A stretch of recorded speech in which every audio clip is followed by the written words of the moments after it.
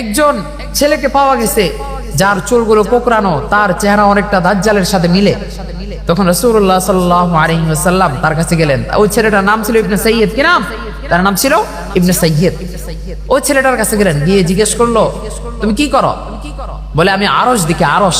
আরশ মানে কুরসি দেখি। কোথায় দেখো? বলে, আমি এই যে সমুদ্রের মধ্যে আরশ দেখি। বলে, তুমি তো শয়তান দেখো। রাসূল সাল্লাল্লাহু আলাইহি ওয়াসাল্লাম বলে, তুমি কি আমাকে শেষ নবী মানো? সে বলে, আপনি কি মানেন আমি শেষ নবী? ইতিমধ্যেই ওমর রাদিয়াল্লাহু তাআলা আনহুর থেকে তরবারের খাপ খোলা শেষ। তিনি দিবে একটা, কল্লাটা ফেলে দিবে। রাসূল বলেন, না, তুমি তাকে হত্যা কইরো না।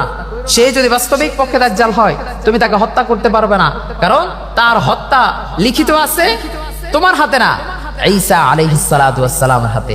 একজন ভাই জানতে চেয়েছেন যে বর্তমানে আমাদের মধ্যে যে একটা টেকনোলজির আলোচনা সমালোচনা হচ্ছে, ফিতনা বলতে পারেন, আবার আপনারা আধুনিক জামানায় এটা একটা আধুনিক টেকনোলজিও বলতে পারেন। এআই বর্তমানে যেটার খুব ছড়াছড়ি চলছে, আমাদের দেশের মধ্যে কম করে না হলেও, একেবারে না হলেও 20% 30% এটা ছড়াই গেছে, মানুষের মধ্যে এটা এফেক্ট করছে। ভাই জানতে চেয়েছেন যে এআই টেকনোলজি সম্পর্কে ইসলামের দৃষ্টিভঙ্গি কি, ইসলাম কি বলে।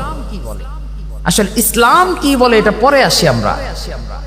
আগে আমরা এই এআই টেকনোলজি দিয়ে আমাদের কি ফায়দা কি ক্ষতি, এই বিষয়টা আমাদের জানা উচিত।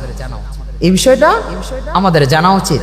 দেখেন, এআই টেকনোলজি বর্তমানে বাংলাদেশ নয়, পুরো পৃথিবীর মধ্যে এটার ছড়াছড়ি চলছে।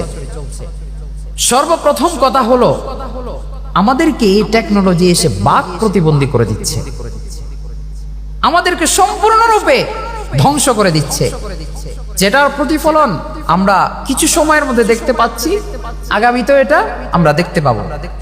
আপনি একটু খেয়াল করলে বুঝবেন, একটু দেখবেন। আমরা যারা আলেম রয়েছি, আমরা একটা হাদিস হঠাৎ মনে পড়ছে না, হাদিসটা জানার ইচ্ছে, কোথায় থেকে জানবো? কিতাব খুলবো, একটু কিতাব ঘাটাঘাটি করব, কোথায় আছে এই হাদিসটা, অমুক পৃষ্ঠায় দেখবো। কিন্তু আমরা এখন কি করি? হাদিসটা পারি না তো একটু চ্যাট জিপিটির মধ্যে একটু সার্চ করি, একটু দেখি এখানে কি বলে। দেখতেছি মোটামুটি যদি 100 না হলেও 95% ওটা ঠিক আছে, অনেক সময় দেখা যায় 99% ওটা ঠিক। তাহলে আমার মধ্যে কি চিন্তা ঢুকে, কি ধারণা ঢুকে?